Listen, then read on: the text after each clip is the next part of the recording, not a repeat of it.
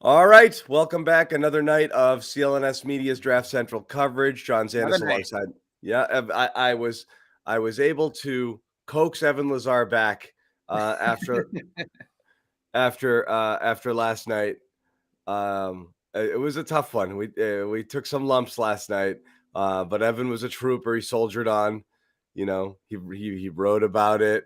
We're He almost to the point now where I've talked myself into it. That's what you do with the draft, right? You go through your 10 steps. And Yeah. at this point, it's like, okay, that was their guy. They made the pick. We can't go back in time and change the pick. The pick is who it is. It's Cole Strange.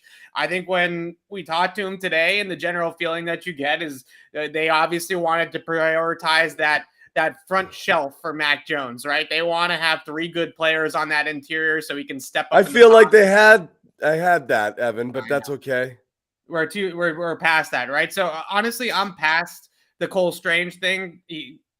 Okay, fine. You got your guard, Bill, right?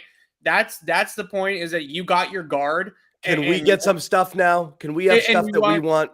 You wanted your guard and you got your guard, right? So what I'm looking for them out of them tonight, I need to see some upside, because there's no upside to the guard. Like, he's a plug and play player. He's going to start great, but there's no needle moving. There's no upside. So what I'm looking for tonight is premium positions, and let's get some big swings here. Let's get some name brands. Let's get some guys that were 5-star recruits out of high school, went to Georgia, went to Alabama, went to, these big time programs, and have a real legitimate upside.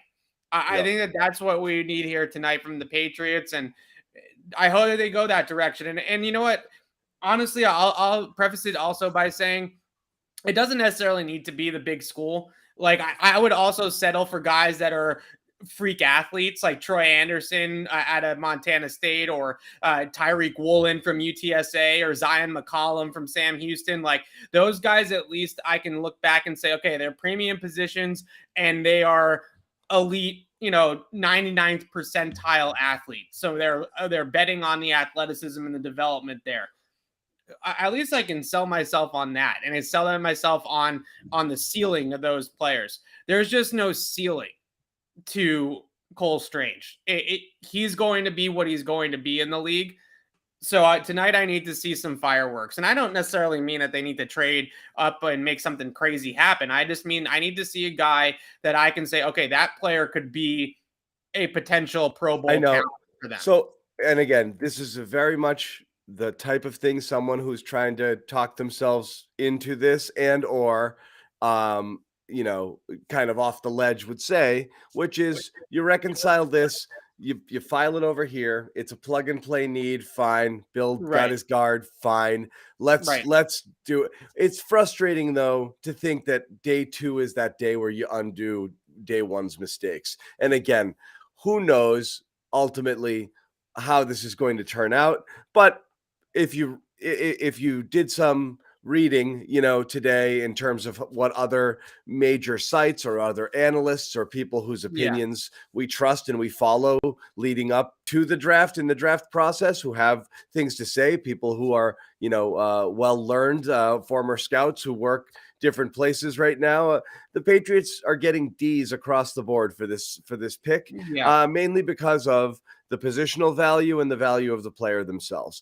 And it is something that can't be undone no matter what you do and no matter what type of player they turn into.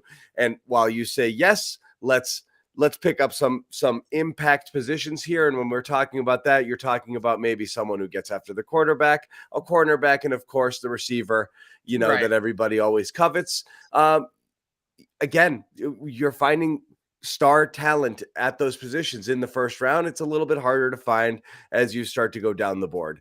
So and that's sort of why whereas guards you can find, and again, that's kind of where we're at, is you're putting yourself in a tougher position trying to fill these needs with players that by the time they get to the second round, they're there because they're imperfect. They're a little bit too short, or they're maybe a half step slower than you want them to be, even though their technique is outstanding, and things like that. So that's just kind of what it comes down to. Doesn't mean you can't find good players, but you are now, it's a little bit more of a battle. Yeah, the way I look at the Cole Strange pick, honestly, is I think that Bill just wanted to put one on the fairway in the first round. And he just wanted to have his fairway shot. He knows, and the Patriots' evaluation of the player is he's going to be a plug and play starter, and he's going to be fine on the interior, right? He's going to be a fine Maybe. player on the interior. I think they feel pretty good about that. But again, what I come back to is what we talked about last night is that when you have this, and I think this is the best way to put it in perspective. When you have this 47-17 gap between you and Buffalo in the wild card round, Cole Strange does not make you any closer to Buffalo than you were yesterday before the draft, right? Or 2 days ago, I guess, if you want to put it that way. That you're not anywhere closer to the Bills than you were 2 days ago. So people are missing the argument here. Neither Evan nor I care how good Cole Strange is. It still wasn't a good pick. That's the point. He could be outstanding. He could have been drafted exactly where a player like him should have been drafted. Forget Cole Strange should have been a third rounder. If Cole Strange was slotted to go between 25 and 30 and the Patriots took him at 29, Evan and I would still be annoyed because this wasn't an area that you wanted to address at that stage in the draft. That's all. Yeah. Just to make it clear, because I think people kind of are kind of just assume it means we think Cole Strange sucks. No, Cole Strange might be outstanding. We still don't like the pick. Yeah, I was out on guards, even if it was Zion Johnson. Bingo, right.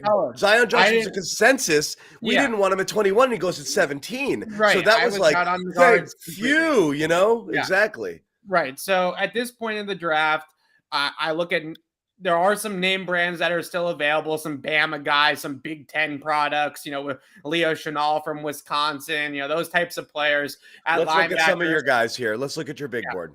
Yeah, so I look at this and look, David Ajabo at this point, after you went with the safe and the floor pick with Strange there in the first round, I think taking an injured player in Ajabo is out of the question, right? He's got the torn Achilles. He's not going to play this year. He's going to have to injury red shirt, medical red shirt, and then he'll be back in 2023. So the players that I look at here on the board that I would love to see, obviously down there at 8, John Mechie is that's what I'm talking about, right? Like that's a move the needle type of pick. That's a slam dunk Alabama guy, played with Mac Jones. Like that's the pick to me. I also really like the idea of coming up for one of these corners that's still available. We don't have Andrew Booth Jr. on the list because his name is expected to be called very early here tonight. So that might be too far of a jump up. But if a guy like Roger McCreary or a guy like Kyler Gordon interests them, then I could see them trading up for that corner in the second round as well. The trade up in the second round for a corner specifically is something that they've done for 2 decades, right? I mean, that's a classic Patriot move. But I look at this list and I see guys like Christian Harris there at the top, the athletic linebacker from Alabama, Kyler Gordon, John Mechie. Those are the guys that I want to see them go after tonight, because I think that those are the real brand names, the real solid. These guys are 110% top 50 prospects. Logan Hall, first player going here to the Bucs. So I had Logan Hall as like a loose fit for the Patriots. He wasn't officially on my big board, but he's an interior penetrator. He's definitely somebody that can stop the run as well. Versatile player, can line up all up and down the line of scrimmage on your defensive line.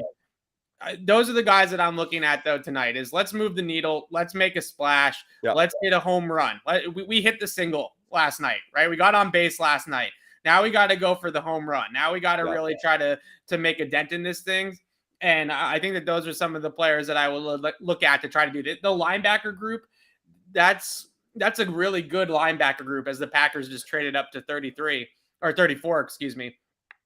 There's a lot of really good linebackers still on the board. Nakobe Dean, Christian Harris, Leo Chenal, Troy Anderson, Chad Mumma. It's a long list of really good linebacker talent. So I would absolutely. Did the Packers trade up to get their wide receiver? What do you think here? They could have. I mean, they got to do something after. Quay Walker was a good pick last night, I thought, but that Aaron Rodgers is thinking to himself, he traded Devontae Adams, and then he picked a linebacker in the first round. Where's my shiny new toy, right? It was an interesting draft in that regard because you had the Chiefs and the Packers among 9 teams, I believe, that had multiple picks in the first round. Neither one of those teams took a receiver, even though they lost Devontae Adams and Tyreek Hill, respectively. Right. You had 10 teams who did not have a pick at all in the draft, which is just also, I think, a high of all time. So again, very weird. There's just a lot of teams that just weren't involved at all.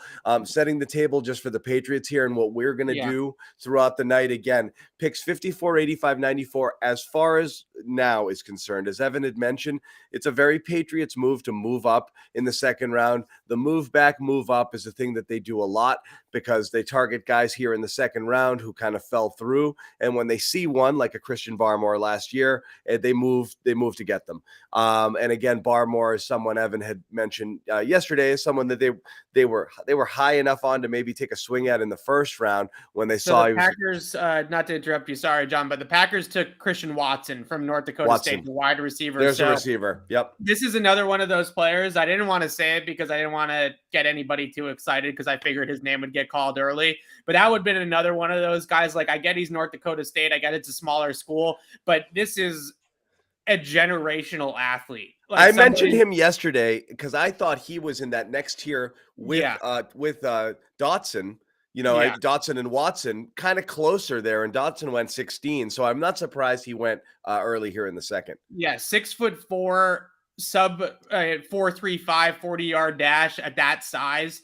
He is a really, really good player. And you look at a guy like that, that's so Packers. I thought the Packers might take Christian Watson in the first round. I thought that they had that second first round pick at the end of the round. I thought that might be his landing spot. They end up coming back up for him here tonight. Marquez Valdes-Scantling, Devontae Adams, Christian Watson, like those guys are all cut from the same cloth. Big, fast, explosive outside receivers. I love Christian Watson. I think that he's going to be a hell of a pro. You watch him run with the football too.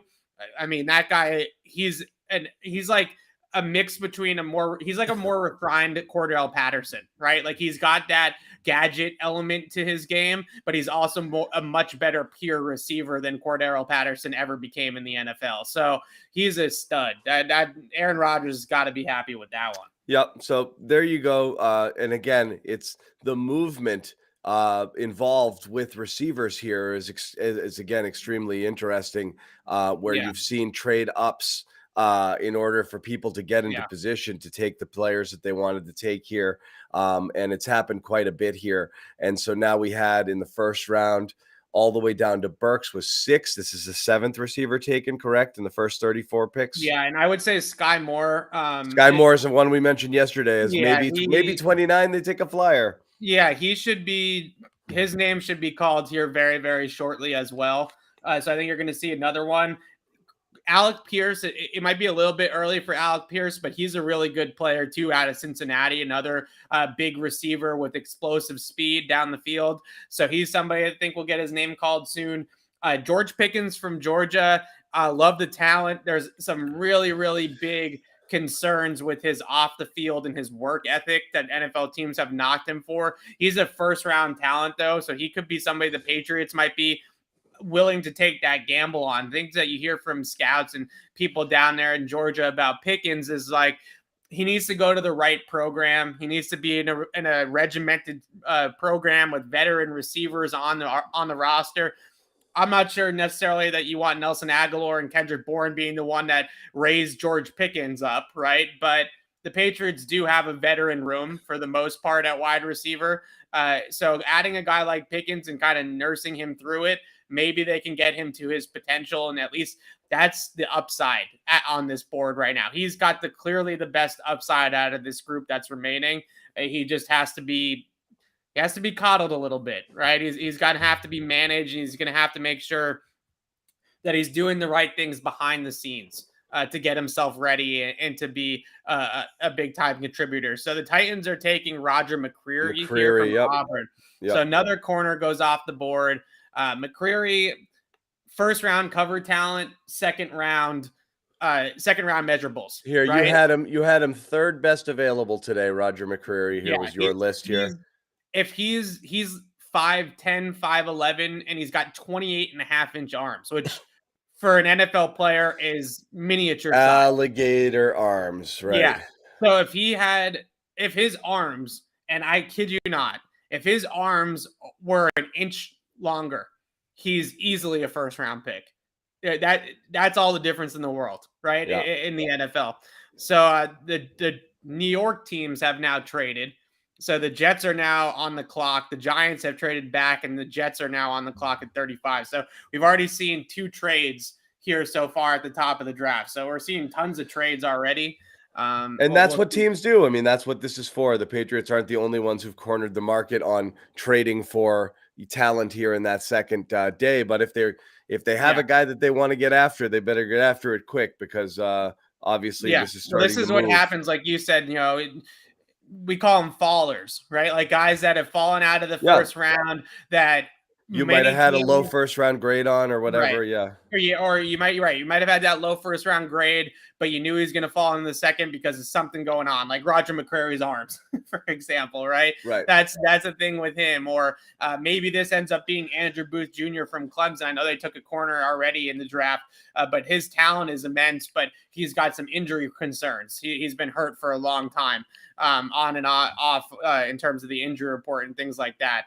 So I think that there's maybe an element of that as well with a guy like Booth. Nakobe Dean, he's still there from Georgia. Medical red flags left and right. He's dealt with a series of injuries in college and is undersized linebacker to begin with. So your concern is that those injuries are just going to continue to pile up on him in the NFL. Right. So not worth the risk in the first round, but another guy first round on tape, just not a first round guy in terms of the makeup in the measurables. So the Jets are taking a running back. So this is interesting. So the Jets took Breece Hall, who's the consensus number 1 running back in the draft. It's not a reach or anything like that, but they just took Michael Carter from North Carolina last year. Who they like a lot. So they obviously, I guess they wanted the 2-headed monster, but the trade up here. But everything you're reading about Carter was ready for a 3-down roll, and and this and that. So the Patriots had some problems with him last year. I know those games weren't really competitive, but they had some problems with him particular. Yeah, getting him on the ground, really good player. So I'm shocked that the Jets are taking a running back here. That's really surprising. Yeah, well, just wait till the Patriots do the same thing. Yeah, right. So I'm telling you, it could happen. The Patriots are going to take the punter. They're going to take Ariza. They are. Yeah. Is it Ariza or Ariza? I say I go. I don't know. It just kind of comes out. Right? You just say it fast. You say it. Yeah. Say it fast. Yeah. I think it's technically Ariza. I think that's how Mr. Matt Ariza fan club boy Alex Barth pronounces it. So I think it's Ariza, and I don't think Alex would be wrong about his favorite player about a punter. So, yeah, I think that's the way that it's pronounced technically. But Breece Hall to the Jets is super interesting. I can't explain that one. That's so. Reset a couple things for our viewers at home. We're going to do the same thing we did last night, popping up in and around Patriots picks. So we're probably going to hang out here just in case they trade up here early into this round for the next 10 minutes or so. Go dark, but be ready to pounce back, maybe 5, 6, 7 picks before they're ready to go at pick 54. They have 54, 85, and 94, but also 2 fourth rounders. Really, I mean, to get high into this draft, into this round, you'd probably have to package one of these thirds with your second in order to move up. So if it's going to happen, it's probably going to happen soon, because eventually that value is just going to go away. You can move up a few slots with your second and a fourth as well. So last year they traded the 46th pick in the draft and their 2 fourth-round picks to move up to 38 to select Christian Barmore. So they moved up 8 spots with the 2 fourth-round picks last year. Exactly. Right. So these fourth-rounders are closer together. Those fourth-rounders were a little bit more spread out last year. So you have tiny bit more value out of it. But what you're thinking about realistically, if they do the trade that they've done in the past, which is packaging the 2 4th-rounders to come up with the 2nd-rounder, that trade, you're talking about 8 to 10 spots. 8 to 10 spots. Yeah. Right. So we're really, once we get into the 40s, that's kind of when we're talking about. So Jalen Petrie. Well, I'm saying if you wanted to get high into the draft, into the 30s, you would have had to give a third. So at this point, I would think so, yeah. Yeah, that's so. As I say, as these picks continue to tick off, if the Pats don't come up now, realistically, you're looking at one of those moves like they did last year, where they packaged the 4ths to move up, and that's more likely what they would do. So again, what do you have, Evan? So the pick here for the Texans, I believe, is who's on the clock, is Jalen Petrie, which makes all the sense in the world because that's such a Belichick pick. Petrie is a nickel. He's really a slot corner. He also can play a little bit of safety, but he's probably one of the more instinctual defensive backs in the entire draft. He's a little bit undersized, but the guy just has a nose for the football and just has a knack for making plays. I think a really good comparison. He's not as good in college as the Honey Badger, but like that's kind of what you're getting a little bit there. I've seen other people compare him to Budda Baker on the Arizona Cardinals.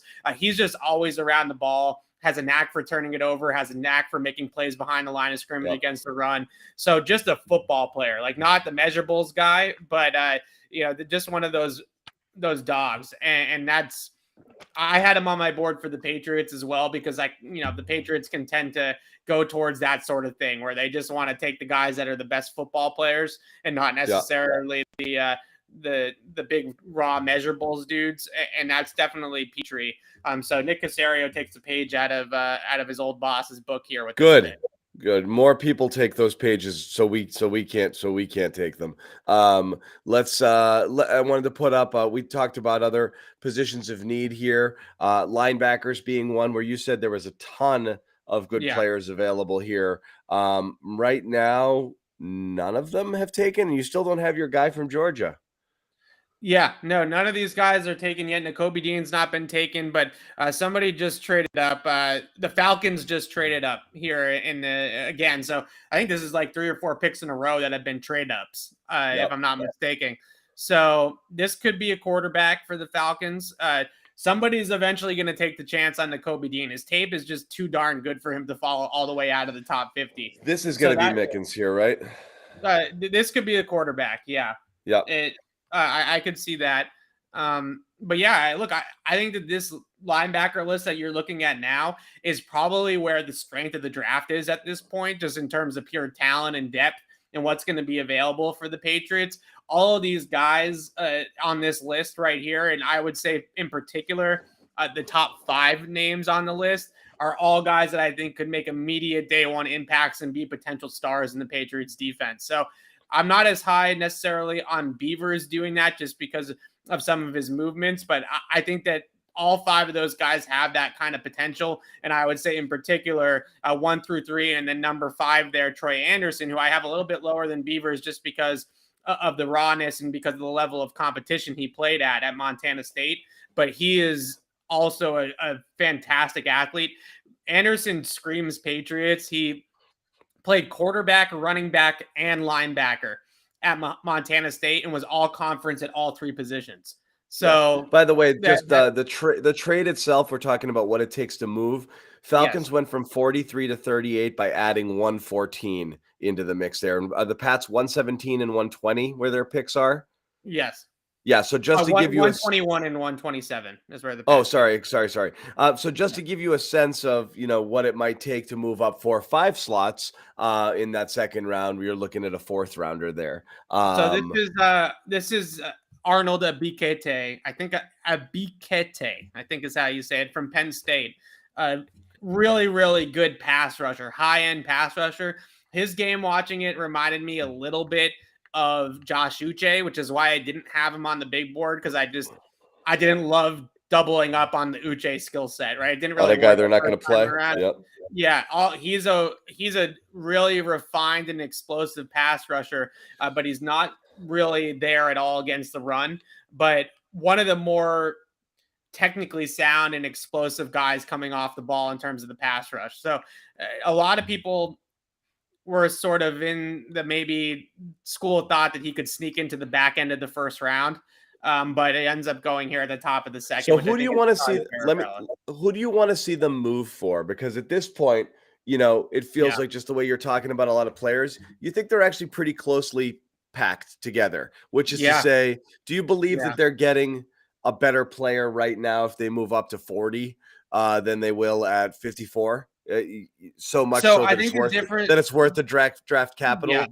I hear you. So I think it's two things. One, I would say if they are serious about a wide receiver, we saw Christian Watson go off the board already. I think that run is coming, if not now, very, very soon. So if you want to get your guy at wide receiver, they might need to come up a little bit and jump a team or two that is also looking for wide receivers to make sure that they do get their guy.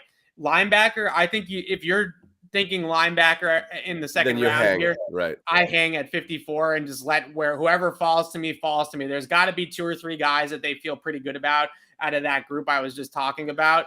And with Nakobe Dean still on the board, that also knocks another one of those guys down a little bit. So I hang at linebacker.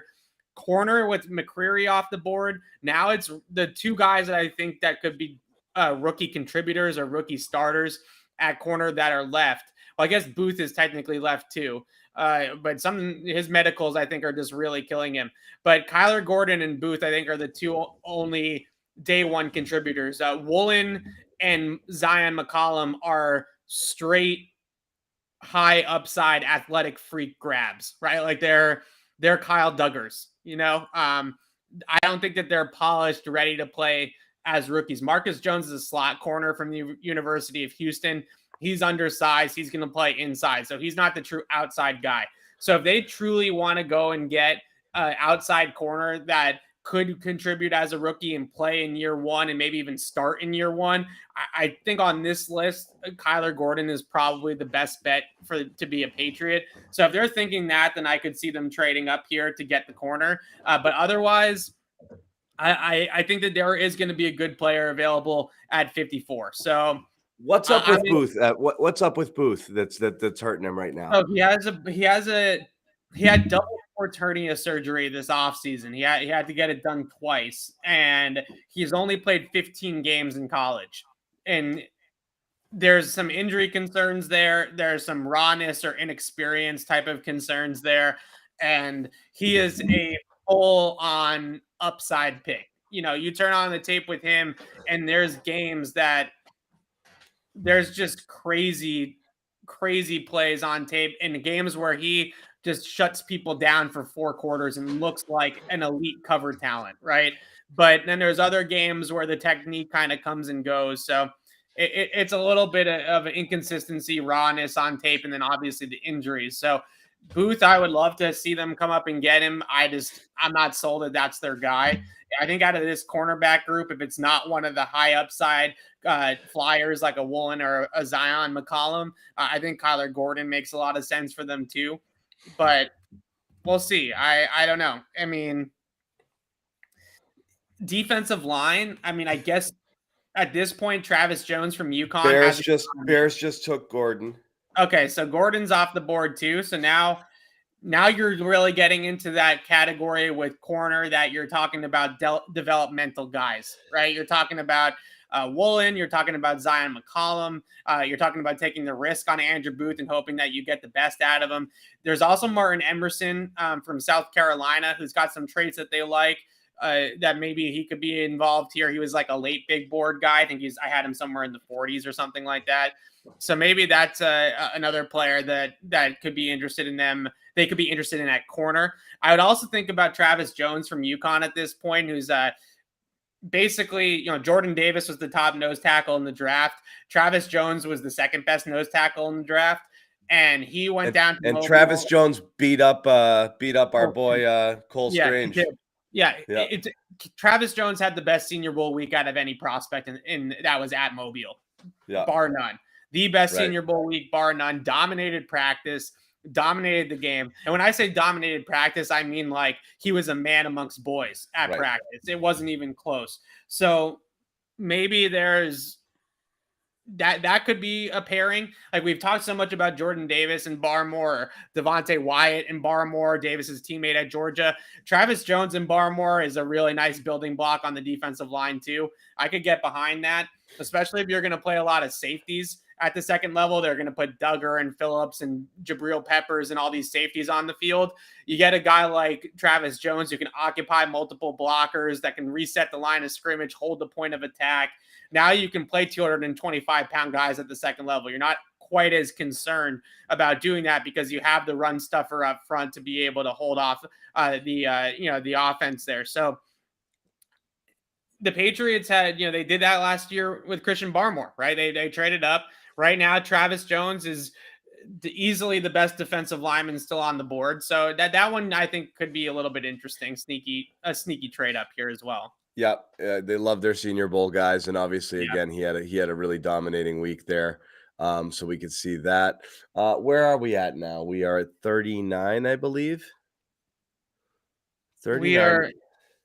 We are at 30. We're at 40 technically. 40. Yeah, yep. Kyler Gordon went to the Bears, and now at 39. So technically 40, even though television is at 38 here. Honestly, at this point, we're kind of like in that no man's land where we could probably hang out, and then we'll probably have to come back on in 5 minutes. So. We may just hang till 54 at this point, I would say. Yeah, it's it seems like now at this point the trade up, because anything could happen, and the trade up is real, and the trade up also could only be, as we said, a single 4th rounder in 3 or 4 slots at this point. Right. Right. Yeah. Just looking at some of the prices that have been paid from these other trade ups, teams moving up 4 or 5 spots just for 1 4th round pick. The Patriots are starting to get into the territory now where they got 10 picks to go in the next 2 days. So they got plenty of ammo to move up this gap at this point. So the Kyler Gordon thing is interesting to me. His 40 wasn't great, 4.52.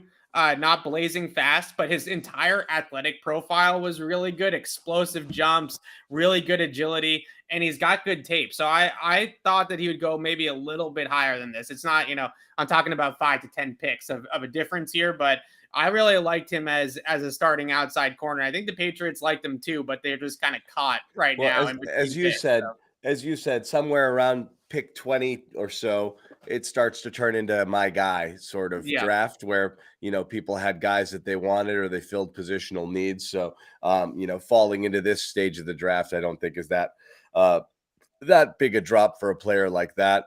But again, it is interesting here. There hasn't been that wide receiver run.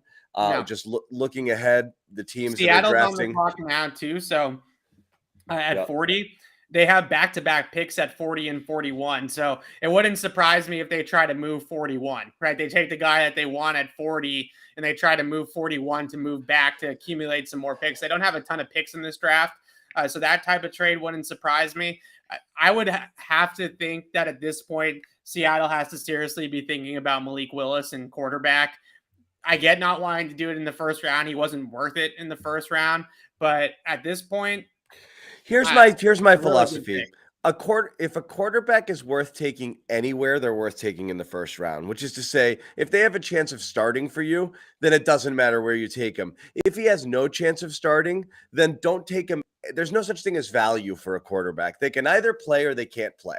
And so therefore you take them wherever because you're convinced that they're going to be your starting quarterback of the future, or you just don't take them, because it's a waste of a pick. And so it really comes down to whether or not you think that this is a person who can play. Yeah. So there's some other corners too on the board that I think it'd be a little bit early for guys like Jalen Amar Davis from Alabama or Cam Taylor-Britt from Nebraska. But those are 2 guys that I think the Patriots probably have on their board in general. I kind of had Armour Davis as like an end of the 3rd round, 4th round guy. He dealt with injuries at Alabama, didn't play a whole lot there. But obviously, you have the Saban thing, and if Saban gives him the thumbs up that he's a good player, just kind of has to develop a little bit. 4.39, good athlete, decent size, can play press man, played in a very similar coverage system at Alabama. I think 54 is a little early for a guy like that, but the Patriots board this year clearly is extremely different than everybody else's. So I think that's an option here. Taylor-Britt's an athlete. That's kind of a high upside athletic pick. Didn't have him ranked super high. I think both of them are kind of in that middle range for me, but Britt was a 3-year starter, team captain, played a little bit of safety as well as corner, really good speed, really good open field tackling ability. I think that he's somebody that they could have their eye on here as well. I would have liked him later, maybe 3rd or 4th round, but like I keep saying, their board is just totally different. Just a couple of guys that are not on the list that we pulled up and not on my big board directly that, at this point, I'm throwing out the big board and saying that Bill's on his own bender. So you think whatever ends up happening, I am sure it will be somebody that's not on the big board because that's just the kind of year it is right now. Yeah. Where are we right now? So we're at 40 with Seattle, and they have not picked yet. They have not picked yet. So maybe they're trying to work a trade, or maybe the NFL is telling the teams to slow down a little bit because the broadcast is like way behind. I don't know which one it is. But they're just announcing the Bears pick for Kyler Gordon that Albert Breer tweeted out 7 minutes ago. So we're a full pick behind at this point on the broadcast. So that is fine here. It's where we're there. Yeah. We're right in that range though. We're getting into potential Patriots trade up range here, but like I said before, if it's a linebacker, I think I'm inclined to think that they probably just stay at 54 and make their pick. Maybe if they want to move back up with their 2 4th rounders, they've done this before where they package the 4th rounders to get back into the top 100 or the fringe top 100, the comp pick area of the 3rd round, to get one more guy tonight instead of holding on to both 4th rounders for tomorrow. Why is Dean still out there? He's got a list of injuries, a whole litany list of injuries, and he's already small. So when you're 5'11", 225 pounds, 230 pounds, and you've got 4 or 5 injuries already, you worry about that continuing in the NFL. You worry about his durability, play through contact, like all that kind of stuff. And you think Booth is the same here in terms of the injuries? Yeah, I think Booth is the same because of the injuries as well. That one we knew was kind of coming, that he was going to be out of the 1st round. I didn't think he was going to fall this far, but yeah, Kyler Gordon just went, so I think Andrew Booth Jr. is kind of the next corner to go here. Unless it's up to Bill and he just goes off the reservation with a pick. So we'll see. But here with Seattle, I have to think that they're trying to trade one of these picks. There's really no point in making back-to-back picks in a draft like this. Like, you might as well trade down with one of them and try to accumulate some capital. So I definitely think that they're probably trying to draft. Yeah. Snake draft. Take your back-to-back players and then just chill. But we'll see what comes of this. I don't know. I feel like it's got to be Malik Willis. Like I just can't really get my head around how they don't take a quarterback. It's a 2nd round pick. You're not mortgaging anything on Malik Willis. If he's not the guy, then you move on, right? I mean, it's really no risk here. I think for Seattle to take the quarterback, and Malik Willis isn't their guy. I'm really high on Desmond Ridder from Cincinnati, or Ritter. Okay, so it's not a quarterback. The Seahawks took Boye Mafa, who is on my list for the Patriots on my big board. He's essentially Kyle Van Noy to the Patriots, right? I think there he is, number 5. Yeah. I think he's a talented guy. I think that he's got some really good upside, and he's got that 3-way versatility where he can play on the line of scrimmage and he can rush the passer, he can drop into coverage, and he can play the run effectively.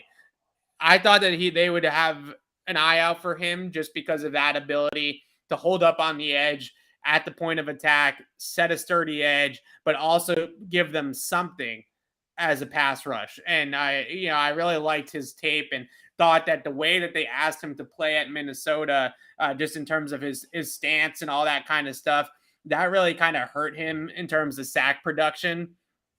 So I think he's going to be an even better pro. He's just kind of scratching the surface of how good of a player he could be. He's a really, really good athlete. So I think that he's somebody that could get even better. So I can't believe. Yeah, go ahead. Go ahead. I nothing. Sorry. I just reviewing some of the picks here. I just really can't.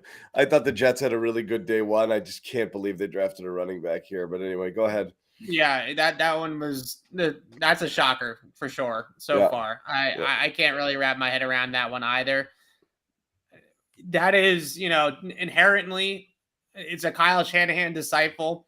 So inherently they want to run the football, but you don't necessarily need to have two backs to want to run the football, right? Like you can have multiple backs. Now, the only thing that I can think of is Michael Carter is a little bit more of like I don't know if he's a workhorse. I don't know if he's a guy that you're going to give 250 carries. He's built more like a finesse back that's got good agility, good contact balance, good receiving skill. But I don't know if he's necessarily the 250 carry guy. So maybe they feel like they need to split up the carries. But Breece Hall and Michael Carter are like staring in the mirror at each other, like they're like the same player. It's a very redundant skill set, but maybe they just feel like they're just going to be interchangeable with those guys and just flip them out. I'm shocked that Nakobe Dean's still on the board. I know he's got concerns. I know the injuries are real and there's a litany of them and his size is a concern, but his tape is just so darn good. And it's shocking to see him drop into the 40s. It really is. And at this point, you just don't even know when the run's going to stop, right? It could keep going. So it's very interesting that he's still here. And at some point, like he does feel a little bit like a Bill guy. I mean, I was describing him to you last night. He's got that kind of cerebralness that I'm just going to eat up the playbook, right? Like if the Patriots give Nakobe Dean their defensive install tomorrow, he'll have it figured out by Monday, right? Like he's that and kind Seattle takes a running back with their second pick here. Interesting. So the running back run is starting maybe a little bit here with Breece Hall going a little early. I understand the running back desire in the second round because obviously the position being devalued to the point that it is, you're getting stars, but you also a good player. And it's a good player. So you're getting top of the class here. And these are extremely good players. There's just not a premium on running backs anymore, but you pretty much know you're getting a good player. So it actually feels like a safe pick in the second round. But again, it's not like they've got, any barn burners here, but you've got Chris Carson on the roster. He had the neck issue last year. His future's very much in doubt.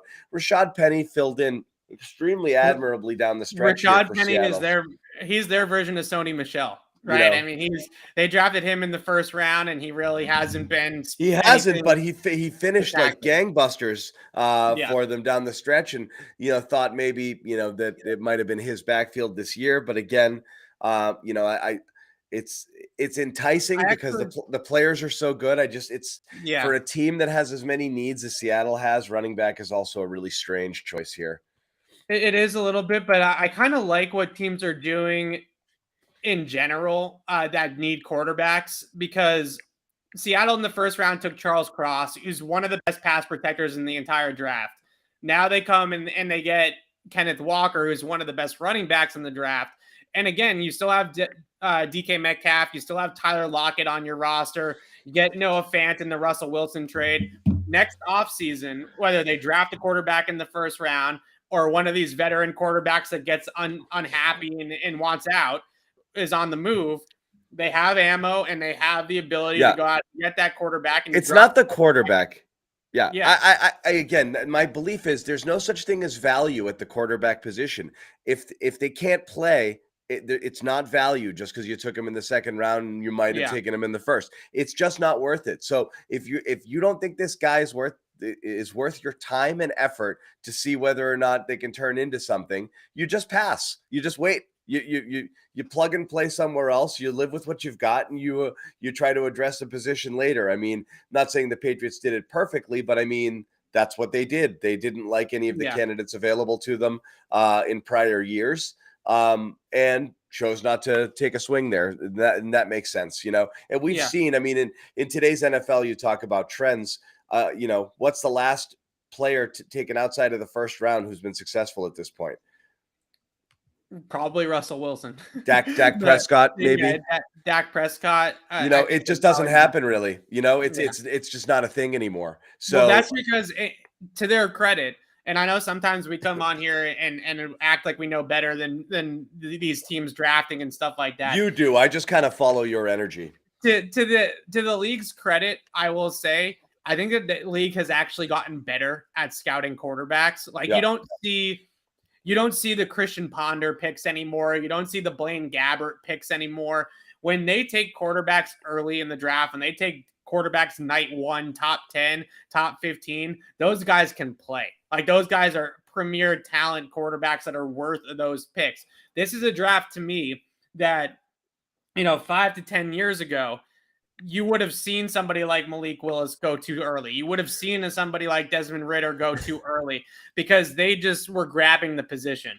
And now I do think teams are a little bit more aware. And I would also say that although for the most part you do need the quarterback to win the Super Bowl, a lot of teams have been very competitive with average quarterbacks, right? I mean, teams have been able to kind of get close without the Aaron Rodgers. We call that the Jimmy G principle, right? Yeah, the Jimmy G principle, the Jared Goff.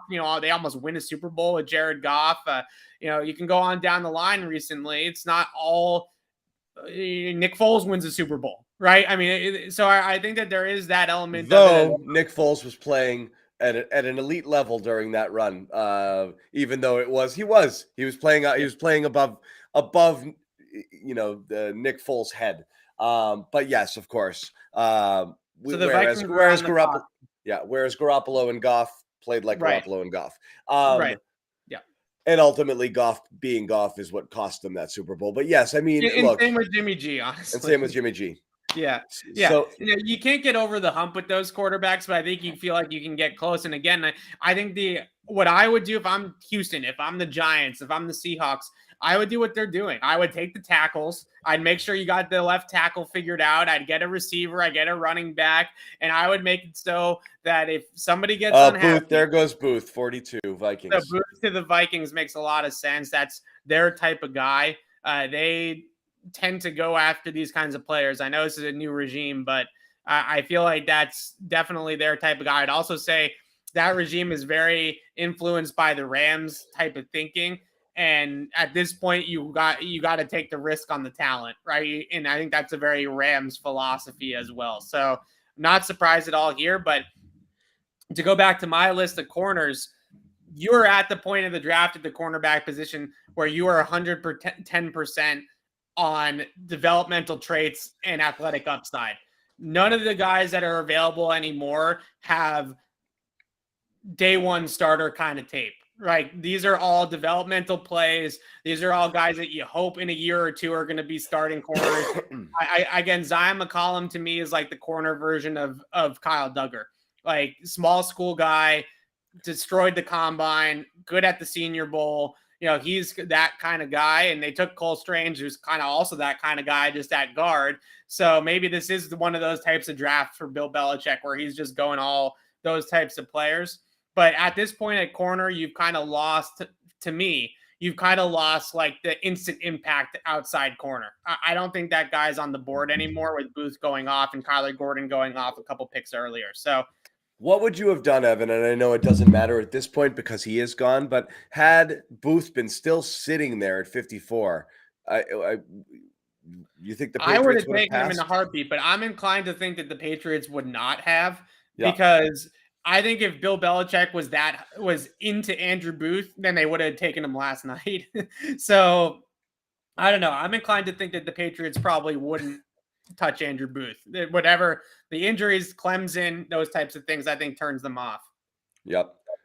Interesting. As far as receiver go, because I know obviously that's a hot name. Yeah. I mean, that's a hot position. Do you think there's any world in which, and again, it's really hard to read this is where analyzing any draft or trying to predict is always so difficult, but particularly with the Patriots, there are some teams you have a good idea, needs, types of players they like, and you're able to kind of fit the pieces together. With the Patriots, it's much more difficult. But is there a world in which the Patriots, after the Devontae Parker trade and after having taken a big swing last year with their pass catchers, are entering this draft absolutely not even kind of sort of looking at any receivers at all? 150%. How many, what percentage, how much higher can I go? 250% chance because that's the case. Yes. Yeah. So I think the biggest thing that I can say to that is I will never, ever forget the 2020 press conference after the draft in 2020. The Patriots didn't draft a wide receiver. They went the entire draft without drafting a wide receiver. And Bill Belichick's explanation, he was asked about it. He said, why no wide receiver? Not even a 7th rounder like Trey Nixon last year, right? Not even your Mr. Irrelevant. Why not a wide receiver?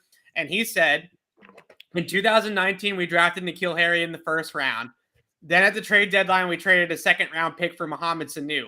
So essentially, they viewed it and they said, we already spent the 1st and the 2nd-round pick at the wide receiver. That's capital. Yep. That's the capital. Wan'Dale Robinson. Wan'Dale Robinson, another wide receiver. That's one of Alex's guys. Basically like a mini Debo. He's not as big as Debo Samuel, but he's got that gadget instinctiveness. The funny thing to me about this is I would say the best pro comparison for Wan'Dale Robinson is probably Kadarius Toney, who is clearly also on the Giants. So it's not that the Giants don't like the skill set that Kadarius Toney brings to the table. They just don't like Kadarius Toney. Yeah. So we'll cross his name off here, but here, sorry, there we go. There's the two, Watson and Wan'Dale Robinson, 2 of the receivers that went off the board on Evan's day 2 rankings. But again, you're still looking at Sky Moore, guy we even kind of flirted with the possibility of taking at 29 yesterday. And Mechie again, who is the guy who everyone has tied to the Patriots because of his connections to Mac Jones and obviously the Alabama thing with Bill Belichick. So the Giants drafting Wan'Dale is really interesting to me because, like I just said, he is Kadarius Toney. It's a really good comp for the player. So that we talked about this last night. That Kadarius Toney is obviously on the trading block. Everybody knows that he's been available for a long time. Now he's clearly on the out with the Giants. He's clearly going to be dealt here this weekend, I would say. So to go back to your question about the Patriots not even thinking wide receiver, is it possible that they actually just flip one of their 4th-round picks for Kadarius Toney instead of going down the road of drafting? And I would take that flyer. Yeah, that could definitely. Oh, Evan, I just lost you.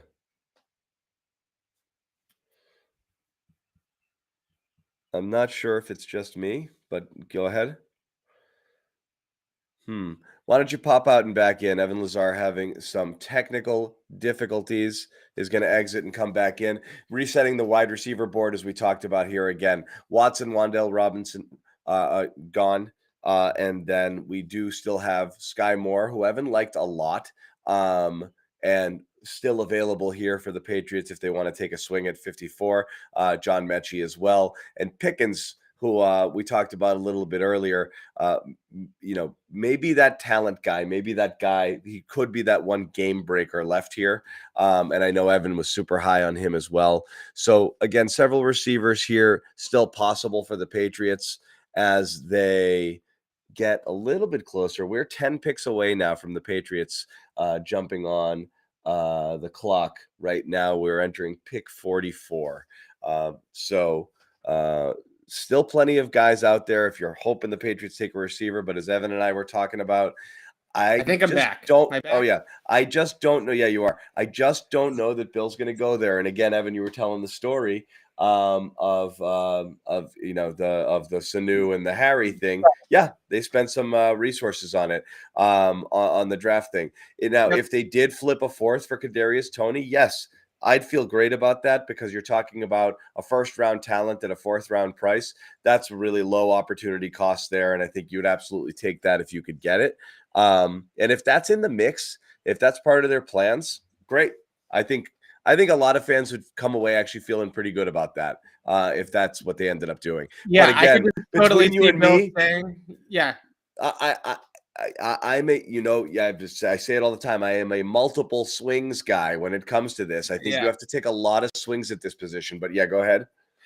I just think that Bill, if you ask Bill at the end of this draft if they don't take a wide receiver, he's going to say, well, we paid Nelson Aguilar and Kendrick Bourne last offseason. True. We traded a future 3rd round pick for Devontae Parker. Like, how much more do you want us to invest at wide receiver? That's I think that's going to kind of be his opinion on it, right? And the reality is, right now there's 4 receivers on the roster that Bill likes. Or two he acquired last year. I know Aguilar. I don't know how much he likes him, and if they've soured on him altogether here. But obviously made that move for Parker. But obviously he likes Jacoby Myers as well. So I mean, there's I'm not going to say they're deep at the position, but I mean he has bodies, there. And it wouldn't be shocking if they went in thinking that they're set. They're not. They're not. Yeah, so Wan'Dale Robinson here to the Giants. According to the consensus board that we use, this is the biggest reach of the draft so far. Even bigger than Cole Strange. So shut up. Yeah. Biggest reach of the draft so far but according to the consensus mocks. They put together like 40 experts, the Mel Kipers and the Dane Bruglers and all those guys all go on one consensus board. And according to the consensus board, the biggest reach so far is Wan'Dale. So most people had him as like an end of the 3rd round guy. So maybe they're 40 picks too soon here or something like that. So I think that's sort of the way that it's looked at. Giants drafted him? Yes, Giants just took him. Well, now it's the Giants media's job to go out there and say, I talked to a bunch of people and he wouldn't have gotten past the 2nd round, because that's what you do. You circle the wagons. That, right? You circle the wagons. I don't even no comment. Just no comment. Like people accuse me all the time of like having sources in the building and carrying the water, and I always come out and say things to make it sound better for the Patriots. The people that this morning and today that have been tweeting out reports that Cole Strange wasn't going to make it past 40. All the teams in the 30s were vying. They all were competing. They were all trying so hard to draft Cole Strange. Like, please give me a break. Like, give me a big size break on that. That was killing me today. Again, you had a professional franchise. So the Texans have taken John Mechie at 44. So Nick Caserio just gave a big middle finger to his old boss and said, I'm coming to get your guy. Unless the Patriots are just totally out on John Mechie, because they traded 68, 108, and 124 for 44. So the Patriots easily could have done this deal if they wanted to avoid this happening. My guess is that maybe the Texans knew that and knew that the Patriots might be in on this, and so they slide up the board a few spots here. I think the Texans were probably like, he's not going to make it past Bill at 54. So if we don't make a move here, then we're going to have to make something happen. Now, I will say, I understand we all wanted John Mechie. I love the idea of it too. I love the idea of pairing him with Mac and doing the Joe Burrow to Jamar Chase thing with him and that whole idea. Loved it. But don't panic about wide receiver just yet if you're really that clamoring for a wide receiver. I love Sky Moore. I love Alec Pierce. I love George Pickens. Those guys are all still on the board for the Patriots. There's still a lot of wide receiver talent left on this board if New England wants to go in that direction. But again, the reality is, Evan, you do it here or it's not happening. And so, even like Khalil Shakur is probably from Boise State, who I know that they're pretty high on internally. That's somebody that is probably a 3rd round guy. But at this point in this market, he's probably 54, right? Like, that's probably the world we live in. I would absolutely love to see them come away with Sky Moore. I think in a lot of ways, Sky Moore might even be a better prospect than John Mechie was. I just love the idea of the chemistry and the knowledge of the offense and things like that. I think that put it over the edge for me with John Mechie. But Sky Moore ran a 4.41, runs great routes, really sudden, really quick off the line of scrimmage, great with the football in his hands. He's somebody that I think would be a real impact receiver for the Patriots and be a lot of fun to put in this offense. So I would love to see them go after Sky Moore. George Pickens is a fantastic talent, but he worries me with the work ethic thing because I like Pickens, but yeah, I understand that. Yeah, if you're with Pickens, my concern is obvious.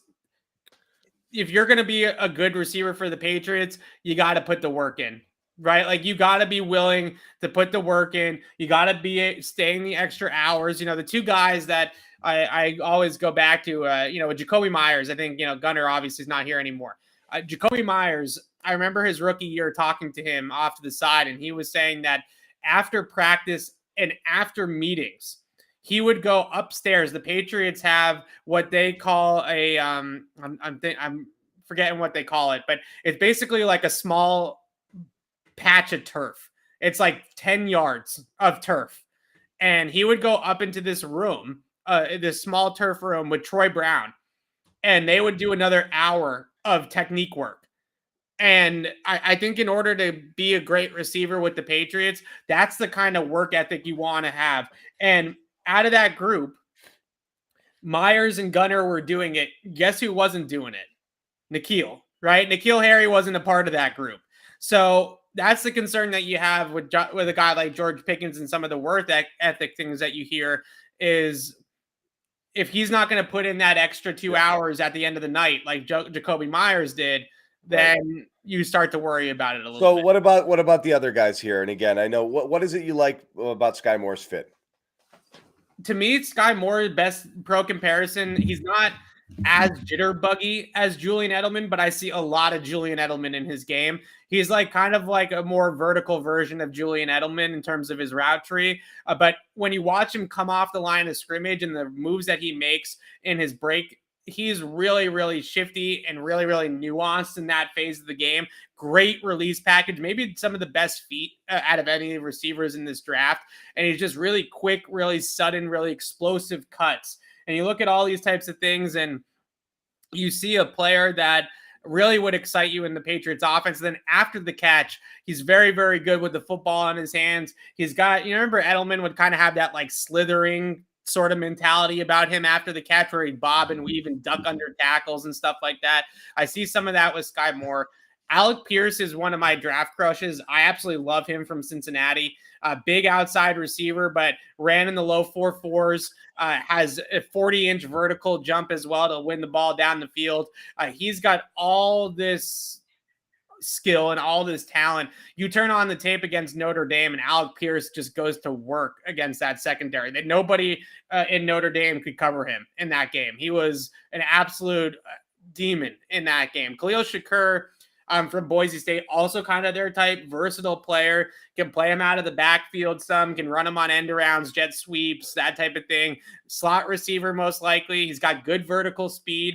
He's somebody that can get up the field. I think that those are some of the guys here that I would be interested in as well. And one more name that's not on the board that I'll throw at you is Danny Green from SMU, who I was late to studying him.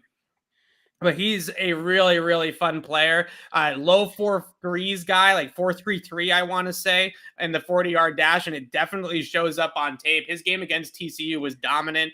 He can run away from the defense. Another guy that when he gets the football in his hands, he's got another gear.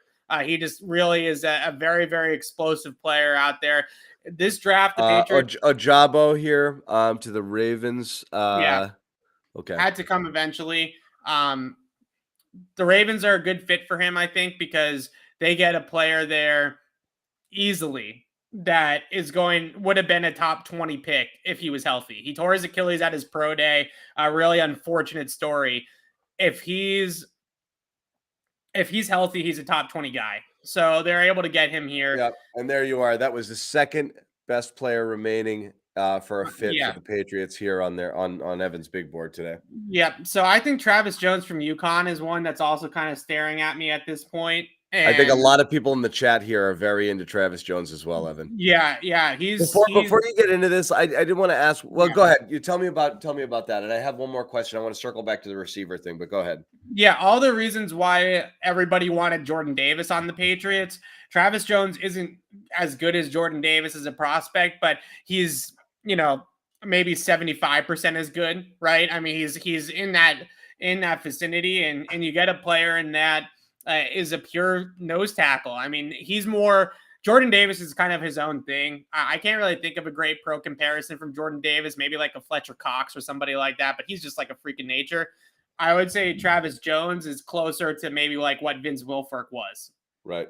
So Well, that's pretty high praise, obviously. yes. Comparing to Vince Wilfork. Want to just kind of reset where we're at here. And again, we're 15 picks in. Patriots have not traded up, and this is something we thought that they might do.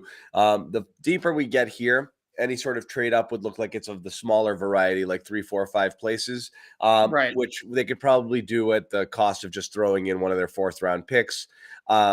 So that's something that they could do if they see a player here. When we were talking about the receivers and just kind of where people are going, and I think one thing we've learned this year, and I think this is the direction that it's been headed, is just the value of receiver and drafting them early. I do believe that next year everybody's rankings are going to be are going to reflect that, and it's going to be a lot different because a lot of these receivers that had 3rd round grades or late second and this and that, they're just going to get grabbed much earlier than they were in the past. And we've seen that happen, as we saw, obviously, with Dotson, who went 16, and Treylon Burks, who you thought might fall out of the 1st round, went 18. Right. And then obviously here you've got 3 receivers gone in the first 7, 8, 9 picks here. That's just what's going to happen. We're looking at 10 receivers, I believe, or is it 9 or 10 total right now? And a couple more are going to go as well. And that's just how it's going to go. I think you're going to be seeing 10, 12 receivers go among the first 50 picks almost every single year from here on out. Yeah, until it gets to the point where it's like running back and they're just a dime a dozen. Right, which is possible when there's so much talent, and then you're getting the pool is so large that you can grab impact guys in the 4th. But right now, just not only is it an important position, but it just gone are the days of having to wait for the year 3 jump on a receiver in the investment. I mean, you're seeing guys coming right out of college and being able to contribute right away, and by their 2nd year being stars, if not in their 1st year. So again, this is just a thing. This is the new way. And again, this is the thing I lament, going back to that N'Keal Harry draft where we talked about, and just, we've spent our time on receivers. Those couple of drafts where they just punted when they needed them so badly, these were just really missed opportunities to load up. And now the entire league is like, oh yeah, receivers are important. Let's go get a bunch. And so when the Patriots are left holding the bag at 54 and 12 receivers are off the board and they didn't move, oh, well, shoulder shrug. It is what it is. And again, not only are they being drafted, people are paying a premium to move up to get them. And that's the new reality in the NFL. Yeah, I'm with you. And it's going to be interesting to see if Bill feels the same way.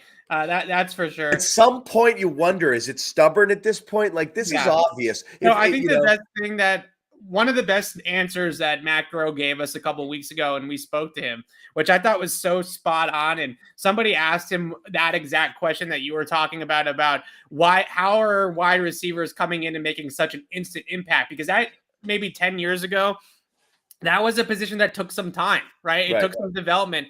And the one thing that he said is he pointed to the 7-on-7 camps that are going on around the country now, starting really at the elementary level, like, definitely middle school. Some areas of the country, Texas, Florida, California, some of these hotbeds, they start these kids in like the 5th grade with 7-on-7. So you just have a lot more kids that are growing up catching the football and playing in the passing game a lot more, because in 7-on-7 you don't have linemen, you don't have, it's all just passing game.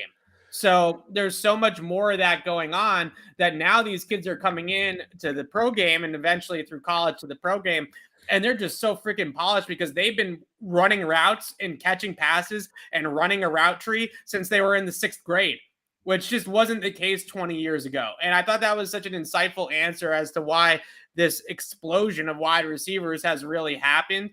And at some point, we've talked about this so many times, and I feel like a broken record talking about it. At some point, the Patriots have to stumble into one of these guys, right? Like, you just have to take a chance on somebody in a top 100 situation. And at some point they'll get Deion Branch in here. At some point they'll get, the next, another good receiver that, and finally hit on somebody in the second round. Like, it's just as high of a hit rate as that position has now. It's literally statistically impossible for them to keep stinking at it as much as they have, right? No, I know, and that's the thing. The hit rate is higher than it used to be. It's sooner than it used to be, and obviously the positional, the impact comes sooner, and the positional importance. Right. That you need it. You need multiple players at this, and then the fourth one is just how freaking expensive they get if you don't draft one. And that's the other thing that's really hanging in there is you either go spend $25 million for a top end guy now, or you spend 12, 13 for a Nelson Aguilar type. That's not good business. The good business here is to draft and develop guys, which means you need multiple and you need to keep turning them out. It's got to be a factory. And that's why, again, I say not just draft, one of your first two picks almost every year should be at this position. And it is, it's really frustrating that they've missed. They're so far behind. It's going to take them 3 drafts to catch up, Yeah. So 2 big board guys on the defensive line just went off with 46 and 47. So Josh Paschal from Kentucky, can't block him. Like, the guy is just one of those dudes. He's not on this version of the big board, he's lower on my rankings. So a little bit higher than I thought he was going to go. But he's one of those guys that my comparison was Trey Flowers to Josh Paschal, because he's just he's really slippery. He's just a hard guy to block, and he's really instinctive, and he knows how to defeat blocks. The other guy is Thad Mathis from Alabama, who played on the line with Christian Barmore, and then kind of more or less took over Christian Barmore's role last year for Alabama. He comes off the board here too. So Travis Jones is falling, and I think the one thing that I would mention about with Travis Jones that I think is important here, this is truly not, this is rare nowadays. This actually happens to be a very, very good nose tackle draft. The nose tackles go 7 or 8 deep in this draft, whereas most of the time there's like 1 to maybe 3 good nose tackles, like 2 gapping, Vince Wilfork, eat blocks, like that type of. And this is why there hasn't been a run. People in the chat are asking, why aren't linebackers going? Why aren't D tackles going? It's because kind of people are like, I guess I can wait, right? Like these other positions are more of a premium. I can still get a guy if I hang out a little bit because there's so many people. Yeah. So I think that Thad Mathis and also another Alabama defensive lineman to Washington, which is, shocking. They've got like 6 of them already. So why not add another one? He's a good player too, coming here off the board. But Travis Jones, to me, the reason why he's really not a passing downs player. He showed a little bit at the Senior Bowl that he can win in pass rush situations one-on-one, but you're really ideally thinking of him as a rundowns player, probably first down and short yardage is where he's mostly going to play. So I think a lot of teams are going to look at Travis Jones and say, we could draft Travis Jones in the 2nd round, or we could draft Marquand McCall from Kentucky in the 6th round and probably get the same playing time out of both guys. So what's the point there? Now, the Patriots might look at it differently because they're the Patriots, and they might say, well, Travis Jones is a much better player than Marquand McCall, which he is. So maybe the Patriots find that value there where they say, well, this is now value because you guys have let a top 50 player drop all the way to 54. This is now value. So maybe that's the way they go about it too. Yeah. Redskins on the clock right now. Can you see this as a Malik Willis spot?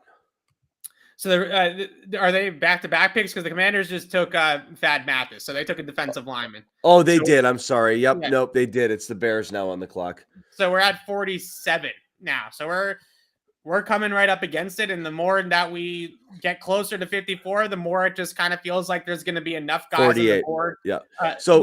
Enough guys on the board they feel comfortable with that they might as well just kind of sit back and hold on to the picks. You've also got the Kansas City that did not take a receiver. Also is looking at Sky Moore and George Pickens potentially. They pick ahead of the Patriots 3 picks from now. So again, if receiver's the thing you're interested in, you got a couple swings here and a couple guys left that might be worth taking here at this slot.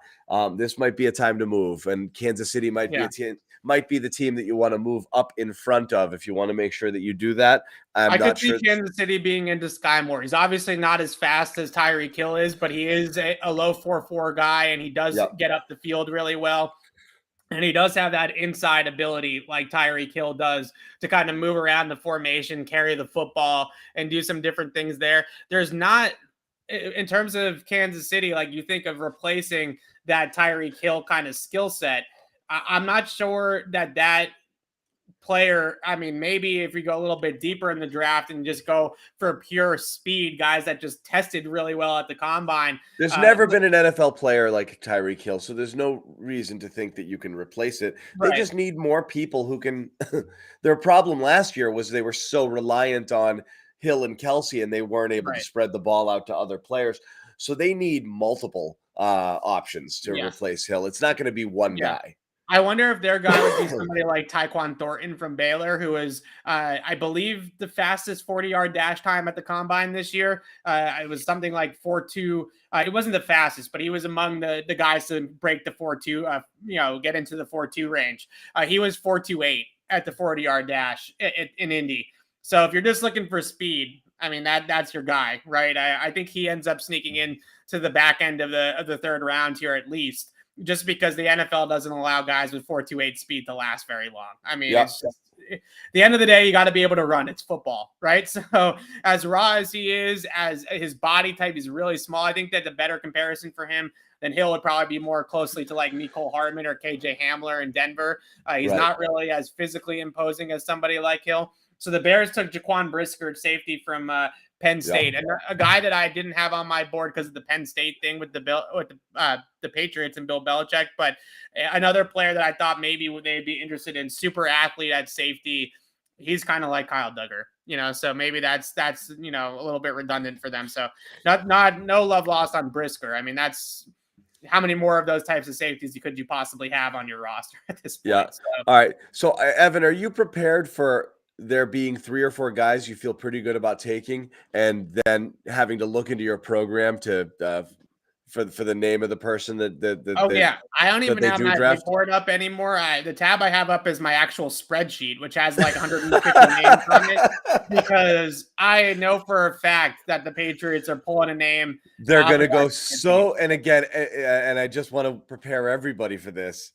For everyone's going to have 1 or 2 names that they're going to be like, oh, he's still available, and your dreams will be dashed. No, I mean, like Sky Moore is on paper, like Sky Moore might actually be a better fit than John Mechie in a lot of ways for the Patriots at wide receiver, and they won't end up taking him, and they won't end up taking a wide receiver. I'll be stunned if he doesn't go to the Chiefs here, but Travis Jones feels like we're sort of in that territory though, where again, like last year, the Patriots end up getting the first defensive lineman off the board with somebody like Christian Barmore. I think that they could look at it similar with Travis Jones. Drake Jackson from USC is another name that I guess we could float out there too. He's not on my big board, but he's a player that kind of has some of that length and edge setting ability. I should say more like a pass rusher. The biggest concern I had with him, honestly, was that he gets moved out the ball with ease. Like somebody that really just needs to develop play strength and get more sand in the pants, as they like to say, because I love that expression. I got like 3 or 4 clips of him in a folder of just getting pushed 10 yards off the line of scrimmage by Pac-12 offensive linemen. So that's not, to me, he's like Uche or Winovich. And it's like, how many more times are they going to take that flyer? Like, how many times are they going to take that type of guy and have it not go well because they can't get him on the field? Right. Yeah. It's just, I don't know. So we'll see. But if based off of the Cole Strange pick, Senior Bowl seems like it's back. Not that it was gone last year, but I think Alabama was a bigger reason that they drafted Mac Jones and not the Senior Bowl, right? So Senior Bowl is back. So Travis Jones, Troy Anderson, Chad Mumma, all Senior Bowl guys. Zion McCollum, a Senior Bowl guy. Those are some of the players that were at the Senior Bowl I can think of off the top of my head. Alec Pierce might have been at the Senior Bowl. I can't remember. I think that he might have been there as well. So we talk about some of these Senior Bowl guys, and Bo Melton, Senior Bowl guy, way too early for Bo Melton, but what is done. Bernard Raymond, tackle, he's still there. Senior Bowl guy. If they double up on offensive linemen, then so help me God. But that's another one. I'm just naming Senior Bowl guys because clearly that's the most ironic thing about it is that Belichick wasn't even at the Senior Bowl this year. I know. So the Senior Bowl thing this year is being driven by Matt Groh and the scouting staff. So I don't know. I mean, there's no way that you take a guy out of Chattanooga and you don't go. He's got to perform well at the Senior Bowl to make a UT Chattanooga guy a first round pick. So I know D tackle can make sense in a lot of ways, but again, it's just, you enter the draft with this feeling that like, we got to catch up to these teams in this track meet, Right. And if you take a nose tackle and a guard. Okay, so here's the sell. Okay. I'm going to give you the sell because I do think that this has a trickle down effect on where you're going with that point. If you have a better defensive line, then you can play the smaller, more athletic guys behind it. I get that because I talked about this yesterday with Nakobe Dean and the Georgia D line, which I do think is actually playing a factor here. The fact that he was playing behind Jordan Davis, Trayvon Walker, and Jalen Carter, I think is mattering to teams right now because they're saying the guy was never touched. It's like almost like he just got to run around and make plays, right? Right. So if you're gonna have Duggar, Phillips, Peppers, and you're maybe can this guy shed a block? Can this guy exactly? Right. I get it. I know the thinking behind it, and that's what they want to play. They want to be fast back there, right. And so you do need some big thumpers. Again, these are needs. You absolutely need these things, but are they the biggest needs? I don't know. So Alontae Taylor from Tennessee, the next corner, has been off the board here to the Saints. I really liked Alontae Taylor's tape. I was actually surprised that the league in general wasn't higher on him. He's a really good athletic tester, good size. He ran a 4.36 at 200 pounds. So the guy can move at a good size, good arm length, can play bump and run coverage, press man. I really like his tape. I think that, New Orleans is really good at this. Like the Saints are a really good drafting team every single year. They got Olave last night. They get Alontae Taylor here today, which I think is kind of a sneaky, really good pick. But I mentioned the corner run. At this point, like you're in a way in a wide receiver you're getting down the board there as well. But I think you're also getting down the board pretty far with corners. Alontae Taylor, who I like, I'm not trying to hate on the player, was CB13 on my board. So you're getting into that range of like, now we're in the double digits of where these players are ranked, except at one position, and that is linebacker. Linebacker, there's still some top 5 guys like Chad Mumma, Christian Harris. Those guys I had as top 5 players at the position. So they might really see the value there. Yep. Yeah. Again, from a value perspective, I understand Travis Jones making perfect sense here. Yep. It's such a Bill pick. And it is a Bill pick, and it would make sense. But again, they're going to take a guy that Evan has somewhere at about 137 on his spreadsheet. Yep, and then I'll get told about how wrong I am, and it's my fault that my board is wrong. And you got to go cover another team if you want to be right, Evan. Yeah, right. So there we go. But it's interesting. We're getting to the point of this draft now, and we've talked. Are you surprised they didn't move up? I'm not that surprised because I think in some ways we're at the point where this is flavors, right? Like this is literally Baskin Robbins. It's like you're walking in and it's like, do you want Rocky Road or do you want gold medal ribbon? Like which one's your thing? Because this draft is, I don't think there's any consensus, and everybody from everything that I've been told and talked to and all the people I've talked to around the league from like literally like 11 to 100, the board was just all 32 teams' boards look differently from that point on. There was no consensus. There was no even guys that, Cole Strange, right? You have complete different clusters of players, even it was some of these NFL teams. So the Patriots have their eye on a guy at 54, I think at this point. Maybe they'd still, package one of their 5th round pick because they hate the 5th round. So you might as well move up 3 spots with a 5th round pick if you absolutely have to.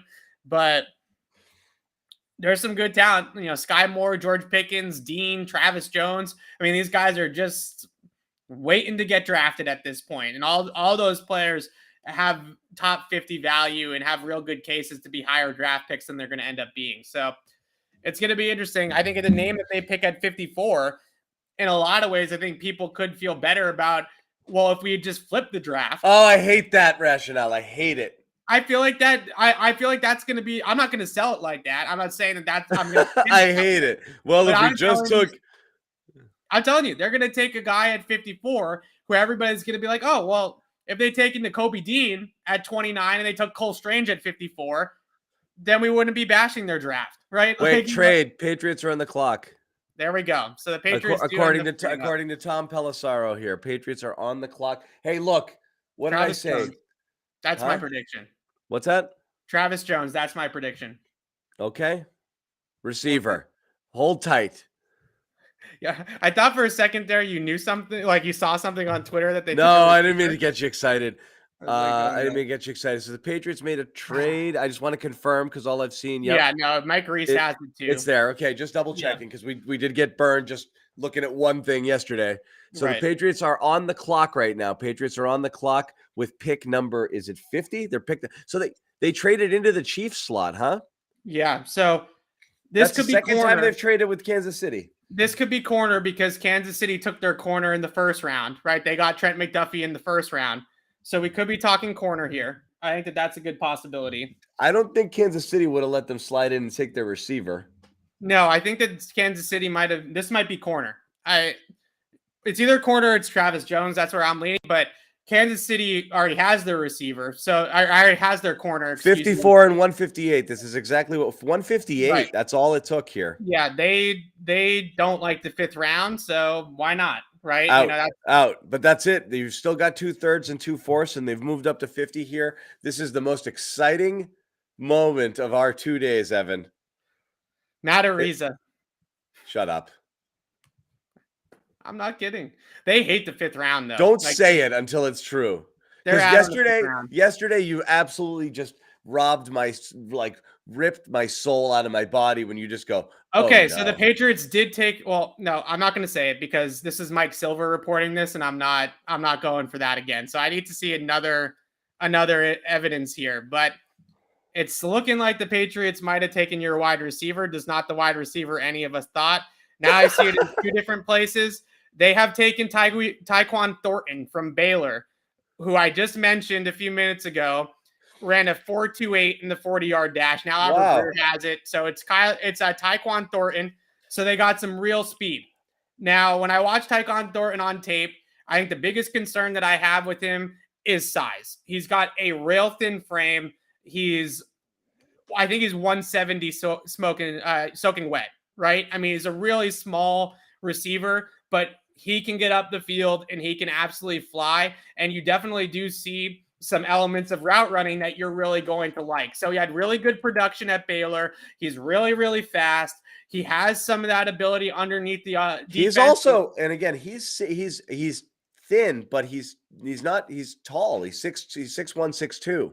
Yeah, he is tall, but he's rail thin, and he had problems in the tape that I watched of him. He had problems getting off press coverage. He was somebody that struggled with the physical coverage, struggled with jams, struggled with corners getting up on him. But the one thing that you definitely see with him is when he pushes vertical, that speed is legitimate, and it's really difficult for teams to stay over the top of it. So when he sees off coverage, he eats up that cushion. You get corners on their horses, right? Corners are coming out of their stance, and they're getting up the field. And he does have that ability to break off a slant, to stop down on a hitch route, and create some underneath separation with that vertical push. Really, really fast receiver, though. The Patriots, we wanted speed on offense for a long time. 4.28 doesn't get much faster than that in the NFL draft.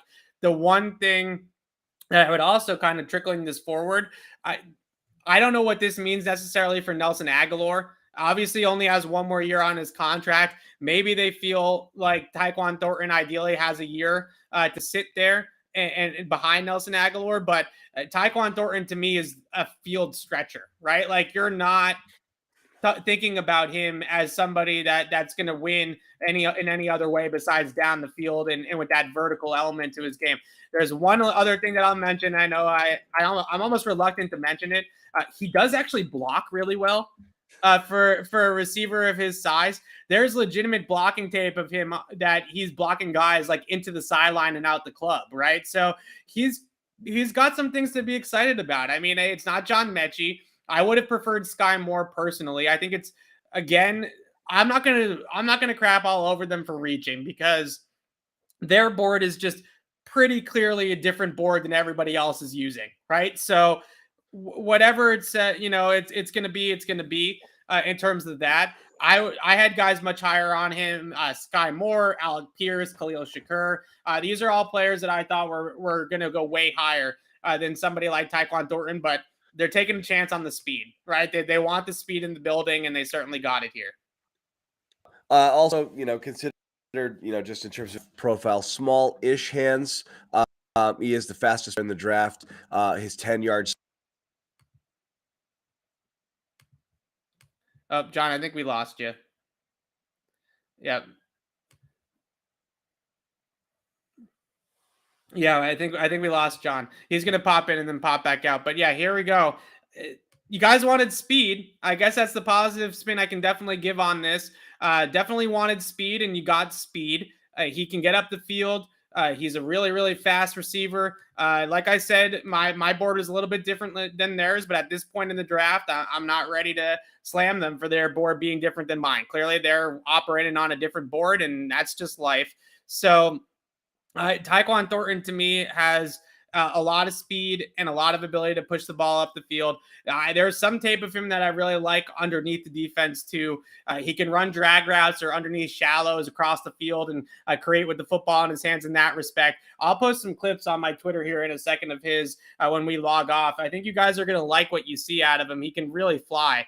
And I think the closest thing that as we get John back on here, I think the closest thing that I would say that Taekwon Thornton is to me of the skill set that they've had in the past, that's a player like that, is probably Brandon Cooks.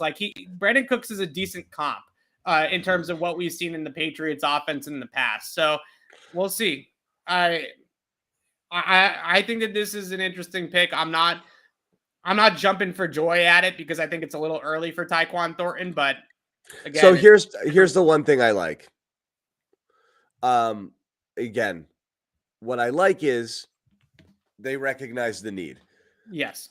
Okay. And I like that they got aggressive enough to move up and get the player. So what you have to put faith in is the team to know what they're doing. And you always want them to want something rather than to sit back and to settle or to trade back and say, whatever, I don't like any of these guys and I'll take one if I have to. So I always view that as a positive when a team moves up to get a player and they targeted this particular position, which means that they recognize that this is a position of need. However, it's really freaking hard not to mention the track record with drafting receivers, particularly when they go off the grid, and when they do, I would say Chad Jackson's the only one in, the whole that they've drafted over time, when Branch being another who was rated about where they should have been drafted. And everybody else was like, well, you took that guy, huh?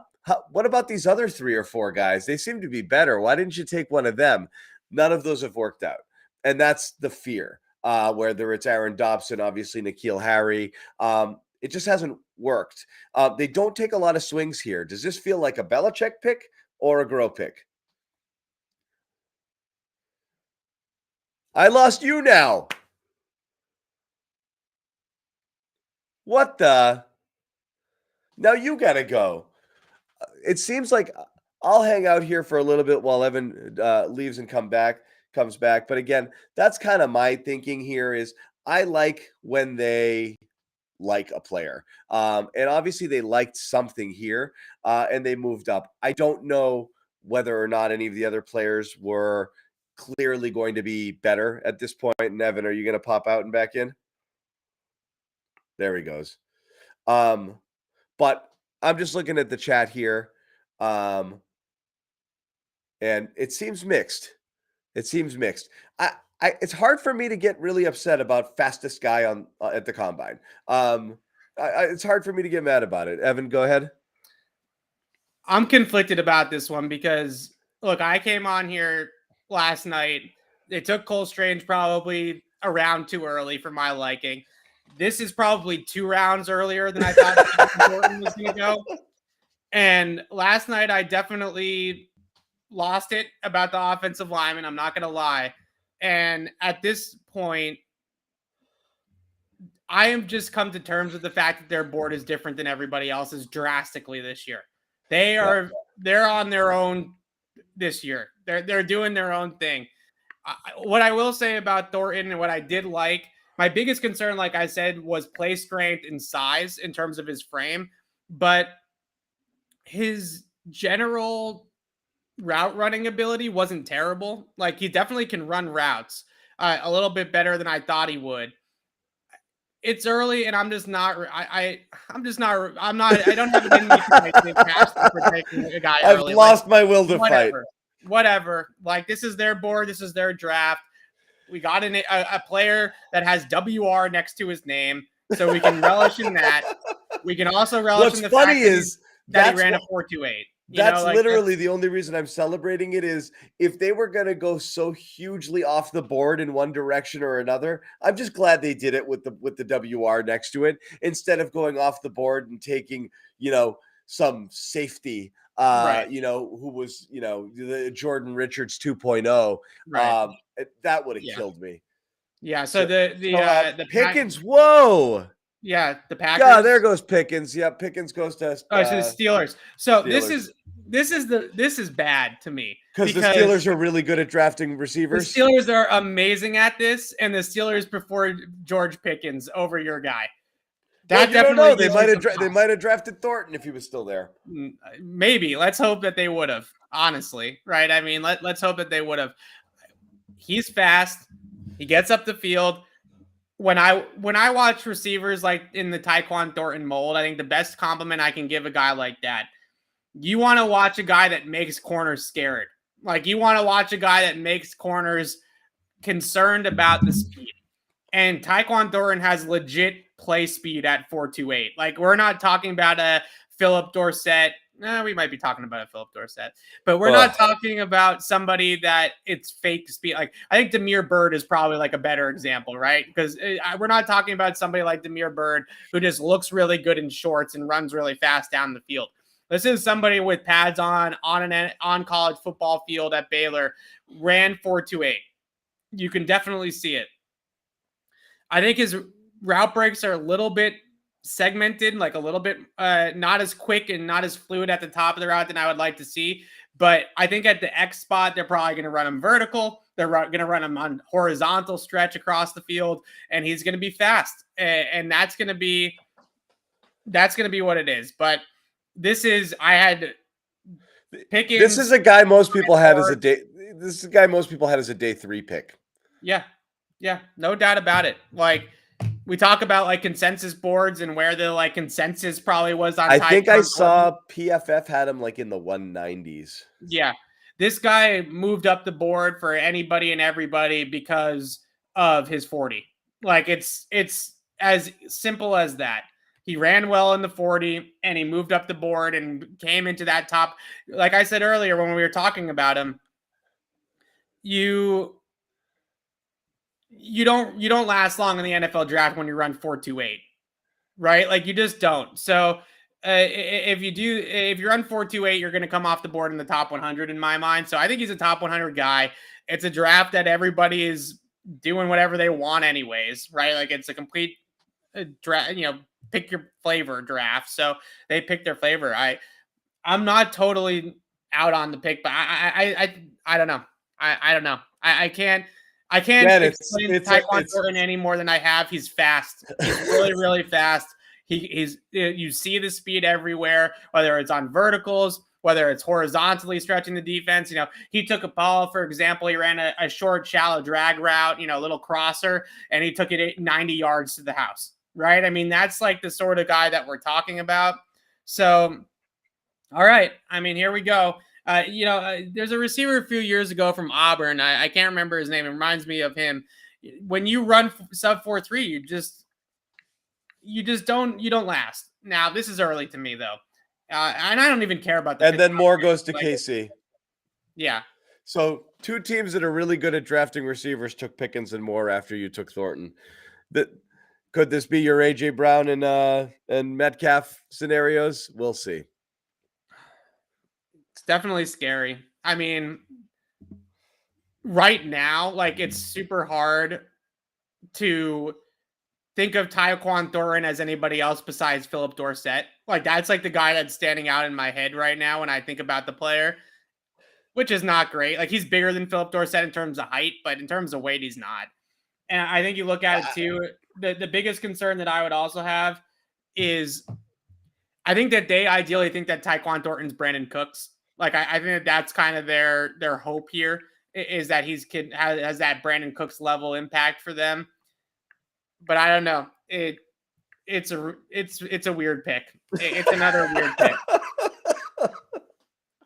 What can I say? It's a weird pick. If the Patriots hadn't drafted a wide receiver tonight and I was going to write a preview for day 3, I would have had Taekwon Thornton in my preview on day 3.